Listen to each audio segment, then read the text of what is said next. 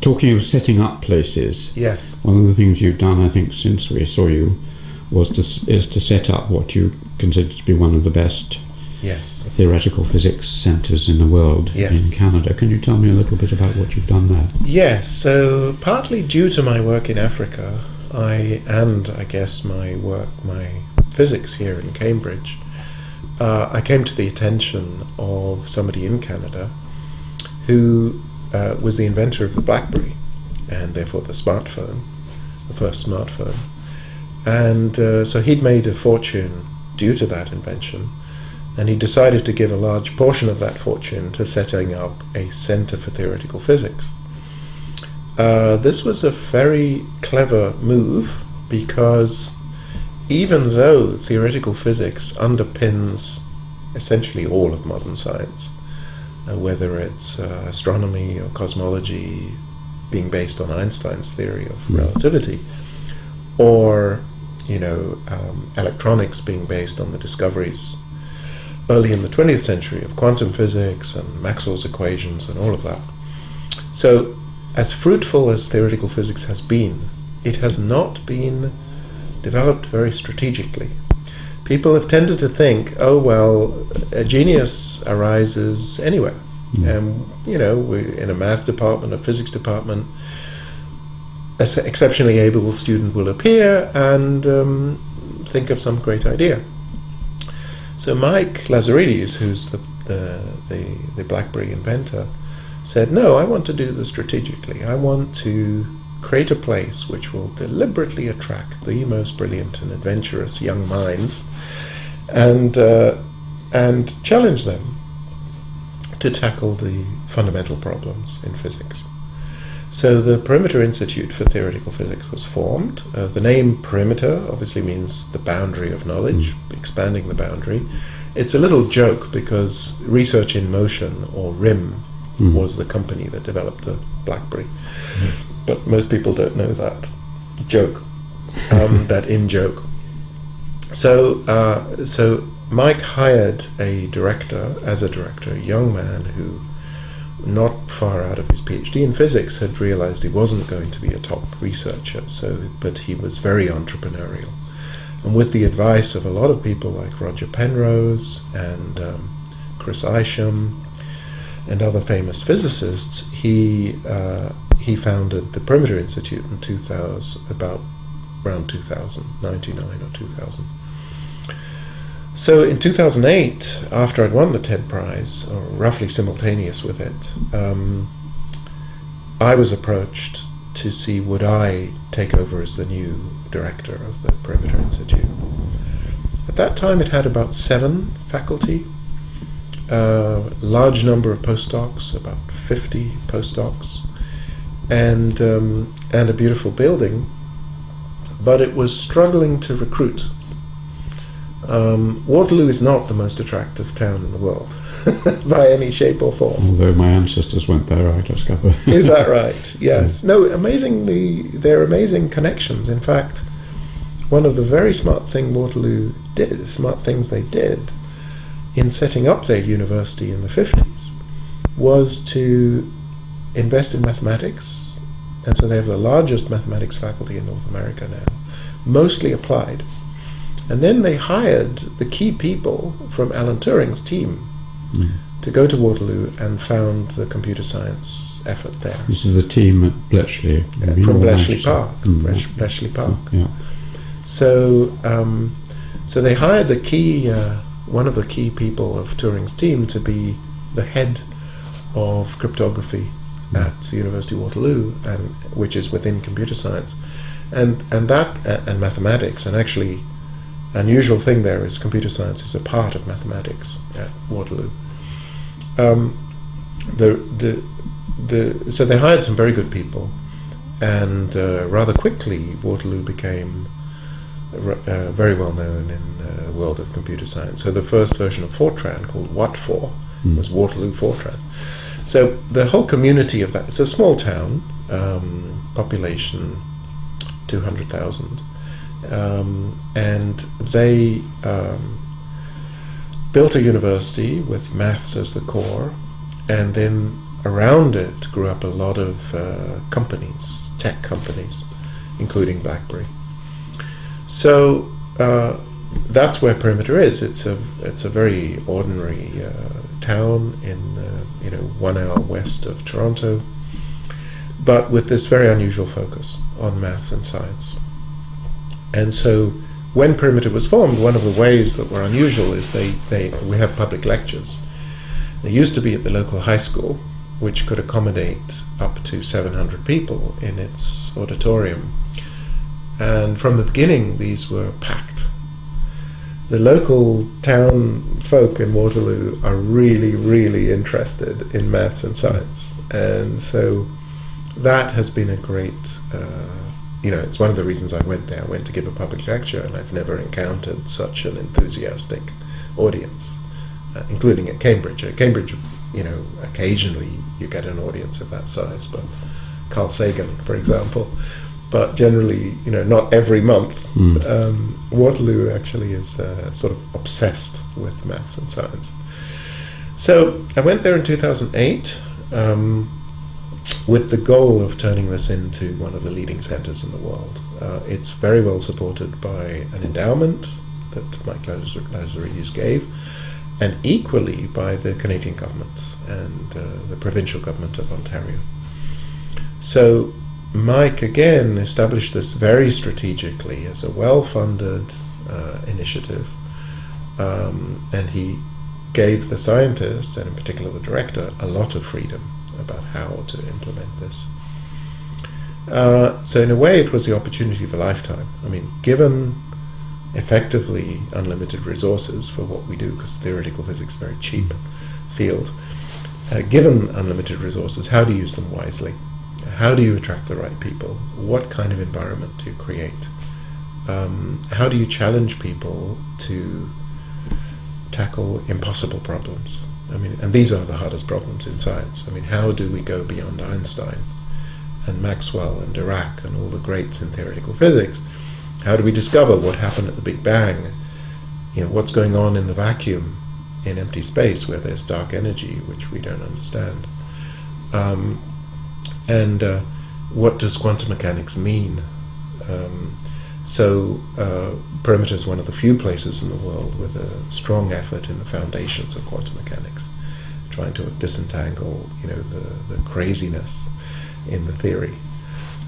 So that's, that was the goal, and I think because I had experience in setting up centers in Africa, which is a very difficult environment, and was used to, in that sense, rethinking academia. See, most academics are hopelessly stuck in a rut.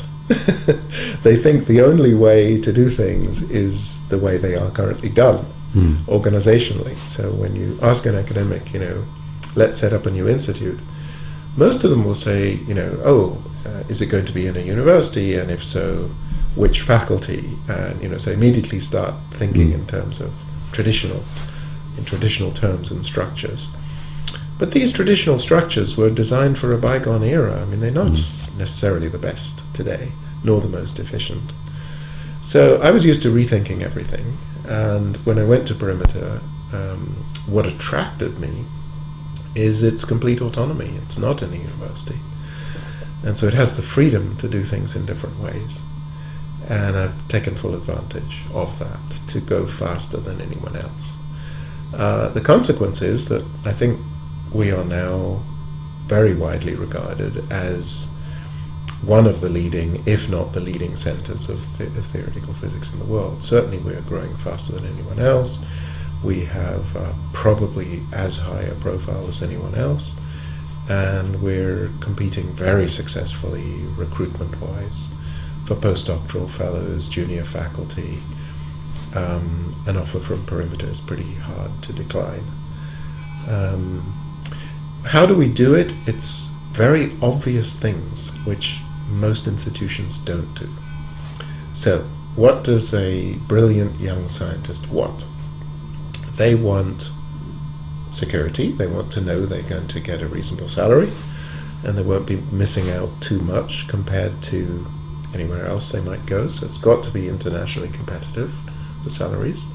Unfortunately, the UK has fallen way behind and is not able to compete at the same level. So you're immediately losing out on a lot of people.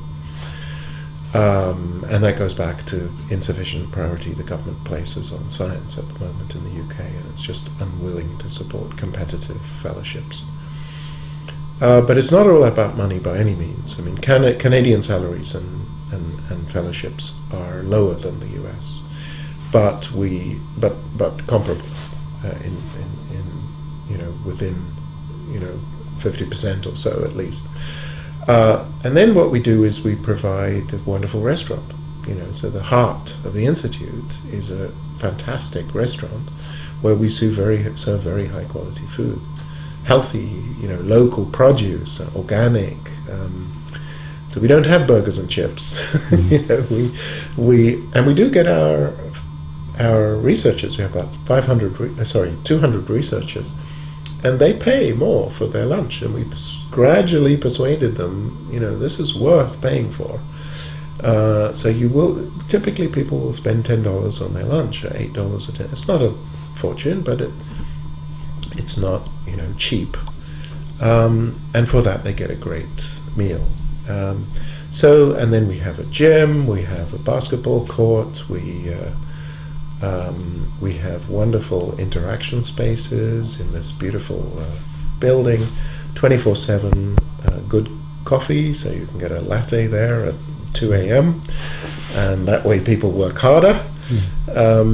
And basically it's an environment designed to optimize so that they can optimize their research. And then of course the key is getting some really good driven people who set the example, and other people then join in. So it takes a long time to build a culture like this. Everything is in the culture, so it's literally true. You can walk in the front door in Perimeter, and I would say when you've been there for 2-3 minutes, and a typical day, you get the feeling something pretty exciting is going on here, just from the way people talk and interact. Full of young people, from master's students, to senior researchers. Then we did some obvious things, which again most universities haven't bothered to do. So we asked ourselves the question, you want the best young people, you also want the best old people. We'll have to squeeze it. Okay. So we created a special set of positions called Distinguished Visiting Research Chairs.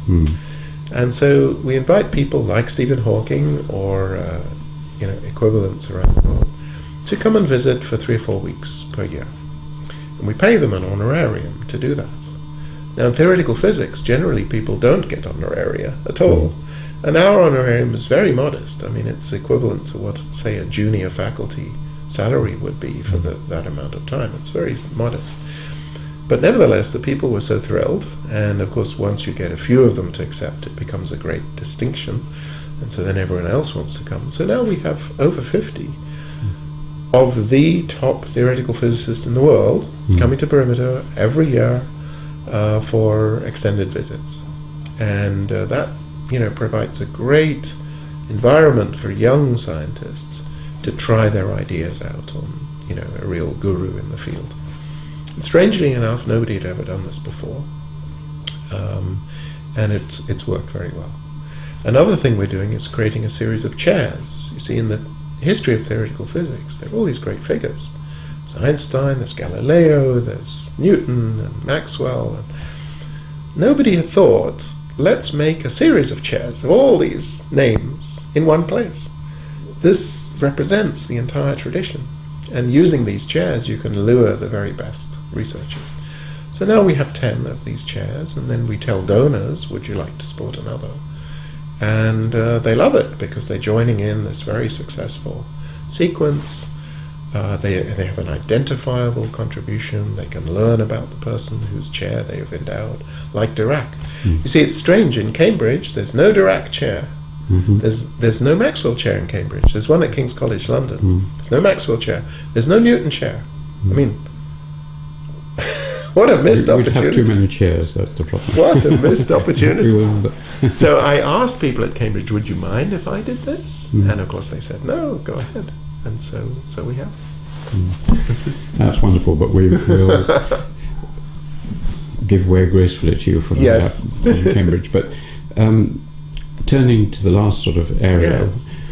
when we last talked, you mentioned that, well, two things I wanted to ask you about. One was that you had a bet with Yes. Stephen Hawking. Yes.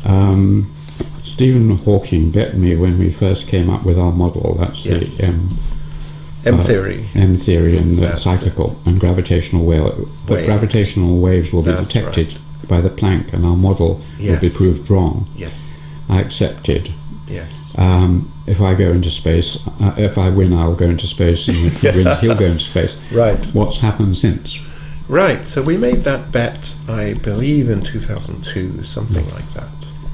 And he was betting that the gravitational waves predicted by his favorite theory of the Big Bang, inflation theory, these gravitational waves would be detected by the Planck satellite. And I was betting against because I found the theory very unattractive and ugly. So as time has progressed, the Planck satellite was built. The bet has always been there. I've pressed him and pressed him for terms of the bet. He never quite laid out the terms.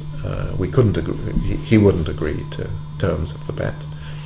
But anyhow, about 2 years ago, just over 2 years ago, the Planck satellite had not yet announced their result on this question, but another experiment at the South Pole, a telescope based in the South Pole called BICEP, BICEP 2 actually, announced they had detected the gravitational wave.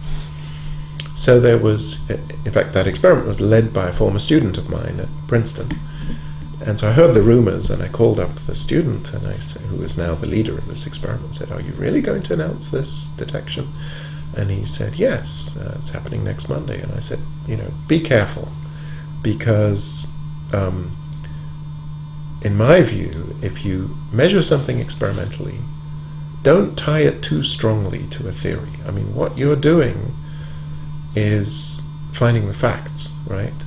Don't contaminate it by claiming it confirms a theory. The facts stand on their own. I mean, and that's what good experimenters should do. What is really there in nature? Don't be too much influenced by theoreticians' expectations. Anyway, refused to listen to me, and he announced it with the claim that this confirms the theory of inflation. So I saw the paper a few days later, and then Stephen went on Radio 4 and said, "I've won my bet with Neil, and because this is so important, he now should pay me 200 Canadian dollars." The reason for that is he'd lost a bet on the Higgs boson where he'd had to pay $100 US, and he thought this was much more important. So as a joke, he said Canadian.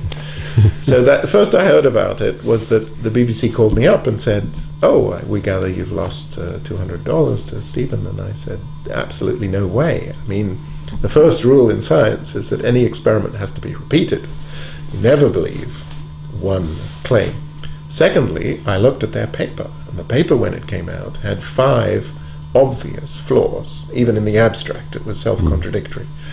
So slowly people, I don't think Stephen had read it, slowly people came around to my point of view that the experiment had not proven the case. And then as time went on, in fact, the Planck satellite began to check using their data against the experiment, and discovered rather quickly that the entire signal detected by BICEP could be explained by dust in our galaxy, that it produces a pattern on the sky which can be interpreted as this, it looks like the signal from gravitational waves. The two can be confused. And as time went on, that dust interpretation has gained support from a lot of evidence. So basically the bet, so shortly after Stephen and I had this little interaction on Radio 4, I wrote to Stephen and said, look, let's firm the bet up. Now, the claim is that gravitational waves account for 20% of what we call the anisotropies, the deviations from perfect uniformity in the temperature of the sky as we look out to the Big Bang. So Bicep's claim is gravitational waves are 20% of the signal. I said, if the signal turns out to be anything above 5%, I will pay you 200 Canadian dollars. But I'm confident enough that they're wrong that I'm lowering their claim to 5%. Do you agree? Will you take the bet on those terms? Stephen said, yes, the bet is confirmed, they're referees. And during the last 2 years, this limit on the gravitational wave signal has come down to 7%. So it's just above the threshold where I will win. I'm fairly confident that in a year or two it's going to go below 5%. He'll have to pay me 200 Canadian dollars. Stephen, however, I want to emphasize that his good taste in identifying an important scientific question, B, his boldness and integrity. He is willing to say, this theory predicts X, and if X is not seen, you should doubt the theory. He's very unlike most other theorists. So most other people who advocate inflation won't give you a firm number. One of them in California, Eva Silverstein, who again has some level of what I would call scientific integrity, i.e. being willing to say, if the theory, if this is not seen, I will begin to doubt the theory. Anyway, she's made it 1%, and then other theorists, will say below 0.1%. Anyway, so the theory is in retreat. So this is about more than a bet, obviously. This is about the beginning of the universe, what really happened. It's... Does it confer, moving on to another Yes. part of your very interesting description of brain theory and the Yes. idea of having things which are very, very close together, universes which are touching. Yes. Do you still hold to that theory? No. So at the time we made the bet, I was advocating a certain model based on string theory and a theory called M theory, according to which the world, the universe, consists of two parallel three-dimensional universes separated by a little gap. And the Big Bang was actually the collision of these worlds. Now, that theory may still be correct, but what has been but I have become more conservative in the following sense. It turns out that even if you have this higher dimensional picture of the universe formed by a collision, there is an equivalent description of this whole process which doesn't require the extra dimensions. In a sense, the extra dimension of space could just be a mathematical convenience. And the more we studied the theory, the more we realized the issue we're really tackling is about the singularity itself. And in many ways you can describe it in purely four-dimensional terms, even if, I say four-dimensional, three space and one time, even if there are four space and one time dimensions. You can actually describe it in terms of three space and one time. So I have become more focused on a minimalist description of the Big Bang. And part of the reason is that the observations are so incredibly simple to characterize. We see the structure of the universe on large scales. And amazingly, it's unbelievably simple. You can describe the structure of the universe on the largest scale with essentially one number, which is the level of fluctuations. They take a very particular form of what we call Gaussian random noise, which is like the simplest distribution in statistics. They are scale invariant, meaning that the fluctuations on any scale are the same level. So only one number, this amplitude, 1 part in 100,000, characterizes the whole distribution. It's a tiny correction as well, which is called a tilt, but that's really a small correction. So to very good approximation, the structure of the universe is described by one number. That's simpler than an atom. The structure of the universe is simplest than the simplest atom. It's insane. And yet our theories are unbelievably complicated. And me too. I mean, I had extra dimensions and brains moving around. People introduce all kinds of additional components of matter and assumptions. And so the theory turns out to be way more complicated than the phenomenon it's trying to explain. And so this has forced me to, in my own work, try to simplify and reduce and make economical and minimal everything I'm doing. And in doing so, you realize that many of you come upon the foundational questions. How do you link quantum mechanics to space and time? What does it mean for space and time to have uncertainty, as in Heisenberg uncertainty principle? It means there isn't a single time, there's no single space, it's many spaces and times at once. And how do you deal with that? So I've been developing a whole new picture of how you treat cosmology, the universe, correctly using quantum theory. And we have a very important recent result, which mathematically disproves one of Stephen's most fundamental pictures. Okay, it's a picture that he's particularly proud of. And I've always been impressed with it. So his picture, roughly speaking, is that space and time emerged 14 billion years ago from an event, a beginning. Yeah. But this beginning has a very attractive mathematical form, namely that if you think of space as running around, let's say, an ice cream cone, and time being the running along the cone, back to the tip, and the tip is the Big Bang, and it's singular, and spiky and sharp, and all our equations fail. Well, Stephen's idea was geometrically very simple. Let's round it out. Let's just have a nice smooth round tip. In order to do that, you had to blur the distinction between space and time, because on the round tip of the cone, you see there's no real difference between time and space. It's two-dimensional surface. So he had a very clever mathematical way of doing that, which was very appealing and has been very influential, not just in cosmology, but in other areas of physics. What we have proven recently, and this is very recently during my stay in Cambridge, is that setup doesn't work.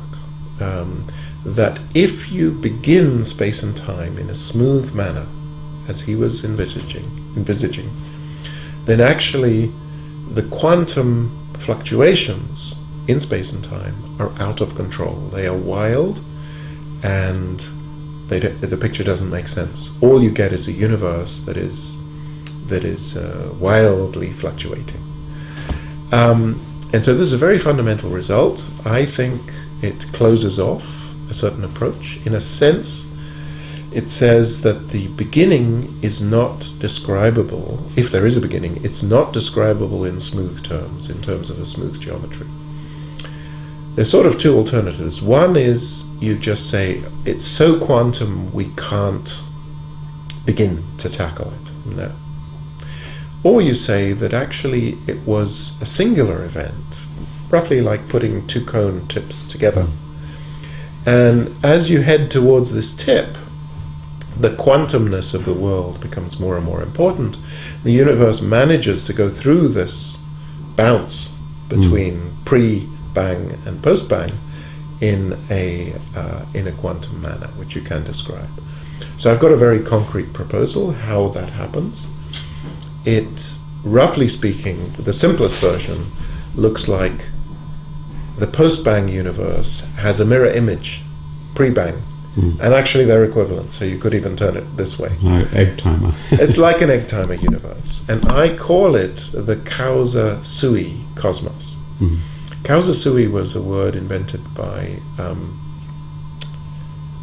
who's the philosopher? Spinoza. So Spinoza, Spinoza, Hume, and philosophers of those times debated causality and causation, what came first. And if you're dealing with the Big Bang, this is, fundamental. It's all about what came first and causality. But Spinoza advocated a point of view that the universe causes itself. It just is. And it's the way it has to be. And it's not that, in particular, I think his sub-agenda was to do with God. Do you need a God to create the universe? And he was more interested in a universe that causes itself. So that's the scenario I'm developing. There's a lot of mathematical machinery. I think it's tremendously exciting that the most popular viewpoint that we could describe the beginning using Hawking's sort of version of Einstein's theory of gravity, that scenario I think is now gone, and there will be a very exciting battle for what replaces it. There's still an idea that there was something before. In other words, well, in a sense, you could say that, mirror. But it might be like a mirror image. And so you might say, from the before universe point of view, that time would be going this way, and the after is this way. But actually, they're both the same thing. So I'm being driven by economy. The observations show us the universe is much simpler than anyone can have expected on the large scales. It's just spectacular. They also show us that we will be able to look at the Big Bang and examine and answer this question. So this is the other thing I'm really excited about, is that the last year's detection of gravitational waves from black holes, spectacular detection made by the LIGO experiment, shows us that gravitational waves allow us to essentially make a microscope which will be able to look back to the Big Bang. This is within our within, it may be 20 or 30 years, we may be able to build a gravitational wave microscope to literally look back, see exactly what happened at the Big Bang. So this is not just philosophy at all. I mean, we're able to make very precise predictions and check them. So it's extremely exciting. But philosophically, what's the contrast? Well, the trouble with the cyclic universe, of course, is what set the whole thing going? What were the initial conditions? And so you can push back that question by a large number of cycles, but ultimately you still have to face the question. And we never really did in our work. We tried to push it back, and we appealed to what looked like it was a natural attractor solution. The system would sort of stabilize in a certain configuration, but ultimately we weren't really answering the question. Whereas in this new picture, this causa sui, there is a beginning, okay, but it's a little bit hard to define. You see, a conventional, the classical way of thinking about the Big Bang, which I think is wrong, is you've got God or somebody or some law of physics saying this is how it begins, and then you set it going, and then it's a piece of machinery and it runs forward in time. Quantum mechanics really tells us that's wrong. It's the wrong way to think. The world is not a machine. Secondly, the little thing from which it all emerged would inevitably have large quantumness. I mean, small things, it's very hard to localize anything. I mean, you tell me exactly where a particle is, and then its velocity is completely uncertain by the Heisenberg uncertainty principle. So it makes no sense to start the universe at a particular tiny configuration. It's like the tail wagging the dog. I mean, the dog is the big thing, the universe. That's the real classical universe we see. The Big Bang is this minuscule entity which should fluctuate around. So what I want to do is I have a big universe here, I have its mirror image there. This is very natural mathematically. And then it's like a sort of soap bubble between them, or membrane between them, which inevitably has to cross. For topological reasons, you're forced to have this point in the middle. It can fluctuate around because it's quantum, but there has to be a Big Bang. So I claim this new picture explains why there was a Big Bang, explains why the universe is expanding, because whichever way you look at it, from this one or this side, it's expanding. It explains the emergence of time and space, and it's very economical mathematically. So it doesn't mean it's right, it may well be wrong, but I like it because it's an economic mathematical framework which can be proven wrong, either logically or experimentally, and that makes it interesting. We're going to end there. Okay. With my favourite Einstein quotation, which is on a solar clock in my garden. Yes. Make things as simple as possible. Yes. But not simpler. Right. Yes. So that's a wonderful motto.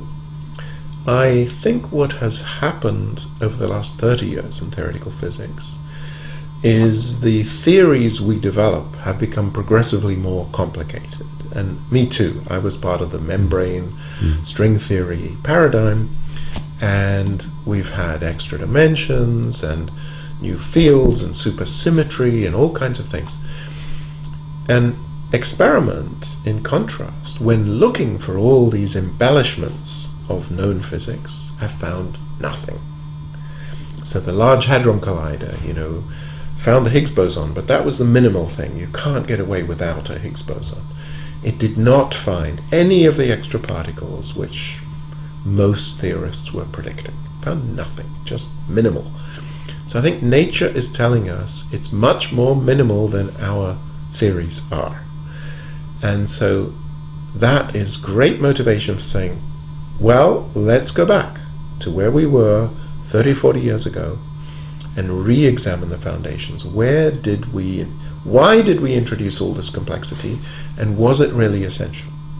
So for example, string theory was introduced with the main motivation being that when you do calculations in gravity, quantum gravity, you get infinities. But these calculations were, you scatter one graviton off another and you find that, you can get infinities. But the argument is quite weak, actually, and because technically it is only possible to do this calculation using what we call perturbation theory. It means by pretending the interaction is weak, and then you find an infinity, so there's an inconsistency. If you could do the calculation where the interaction was strong, what would happen is you'd have these gravitons colliding with each other and forming black holes. We're sure physically that would happen, but it's just a really, really hard calculation. We can't see how to do it. And most likely that would cure the infinities. So, in other words, people leapt to the conclusion that the only way to remove infinities is to introduce extra dimensions of space, all kinds of new symmetries, all kinds of other problems. But you ended up creating more problems than you solved. And that requires that you really go back, retrace your steps, and try to see, could we not have resolved these problems in a simpler way? And I think that's where we are right now. It's a very exciting time if we do resolve these problems, and I think nature is guiding us to the solution. This will be a revolution in physics, every bit as important as quantum mechanics or relativity. We're at a similar moment in physics, in the history of physics, where the paradoxes are building up to a point where the popular paradigms, all of the popular paradigms, are in deep, deep trouble. And that is just wonderful. Wonderful. And I'll invite you back in 5 or 10 years yes. to tell me whether it happened. Okay. Yes, yes.